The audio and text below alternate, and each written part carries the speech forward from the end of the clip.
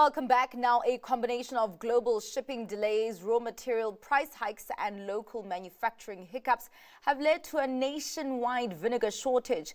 South Africa only has one major operational producer of fermented vinegar and has had to scramble to import raw vinegar and switch to imitation versions to keep things flowing. Jumbo Brand CEO Marne Dirks joins us now with greater perspective. Thank you so much for your time, Marne, and all the things that could have a supply deficit.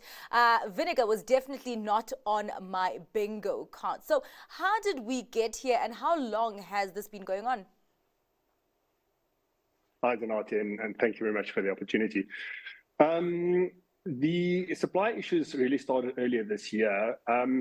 Just by way of history, the South African market really only had two vinegar fermenters. In fact, it's true for sub-Saharan Africa, where there are only these two producers at this point in time. Earlier this year, one of these producers suspended operations, which only left us with one producer in the market. Subsequent to that, we are a downstream manufacturer. We supply both wholesale and retail, private label, as well as our own brand, Boston.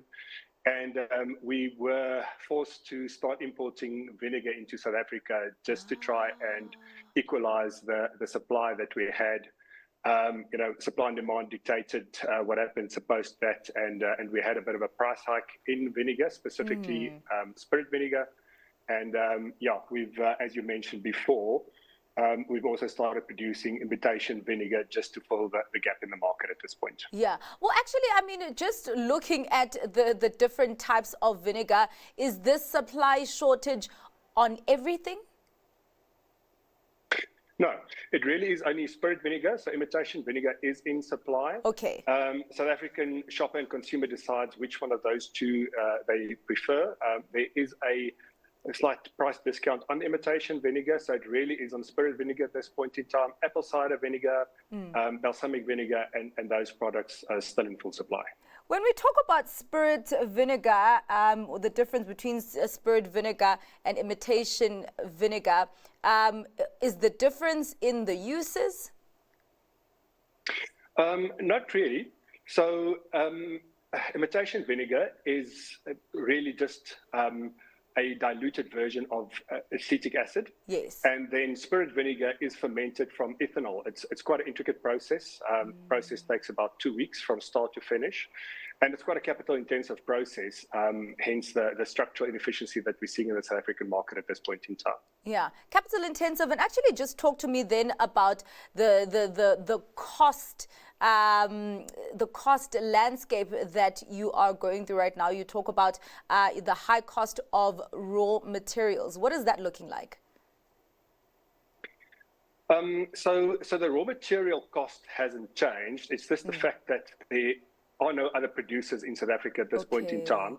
So the minute that you start importing vinegar, as you can imagine, the local producers, when they just go to import parity pricing, and that's exactly what's happened. So you will see on shelf that spirit vinegar in particular has increased by about 20 to 25% since, let's say, April or May or so. Yeah. All right. So we've been talking about the supply side, but let's actually talk about demand. How is demand looking like? Is there a significant surge in there, and what is driving it?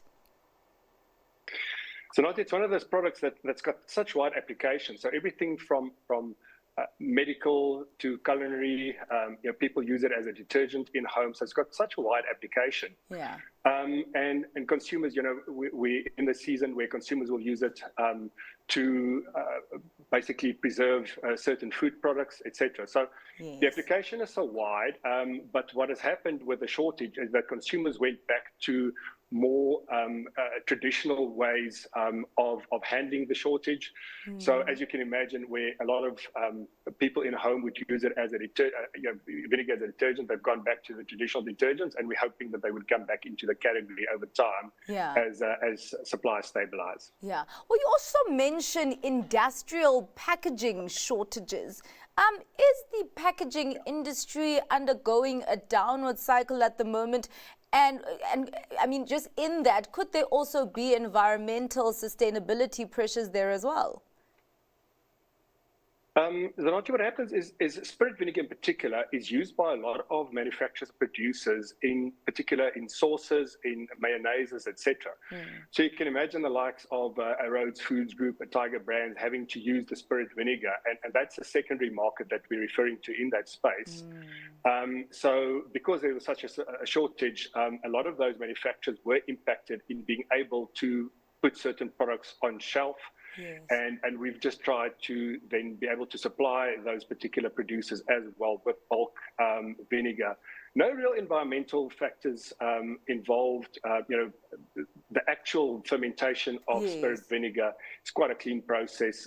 There's nothing too much by way of downstream impact in the supply chain that has an influence. So it was really only about being able to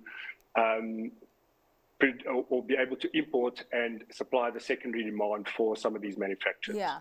And just, before I go into the role of Jumbo Brands, then just looking at the logistical bottlenecks, what are the biggest headaches there?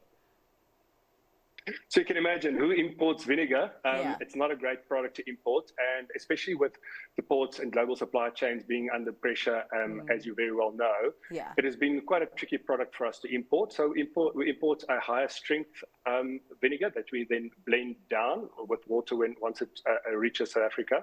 So it's a particularly difficult product to import, just because of the bulk that you need as well.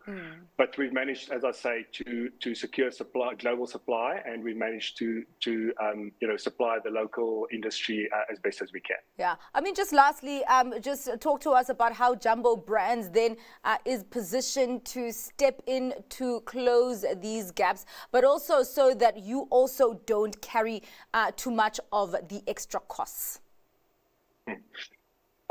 So, one of the things so it's part of a portfolio of products that we have. We operate in about 9 categories. Yeah. As I mentioned earlier, we do supply our own brands, but we also manufacture quite a bit of private label. Yeah. So I've been able to get into those back into those categories and being able to supply. So it's just been really the logistical issue, the wait for us to get supply. It's somewhere between 8 and 12 weeks for us to import the actual raw vinegar.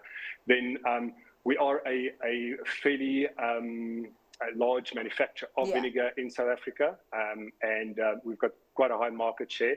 So it is really critically important for us to be able to get back into supply and then being able to supply the South African market, as I said earlier, both retail, wholesale, and then the kind of B2B environment as well. All right. Well, this is something very, very interesting. Of course, we cover those inflation stats every month. So we're going to be looking at that closely in terms of how vinegar is affecting the whole inflation picture. But really also looking out in our shelves to see if those shelves are full. Thank you so much for your time, Marne. I really appreciate it. That was Marne Dirks, CEO of Jumbo Brands.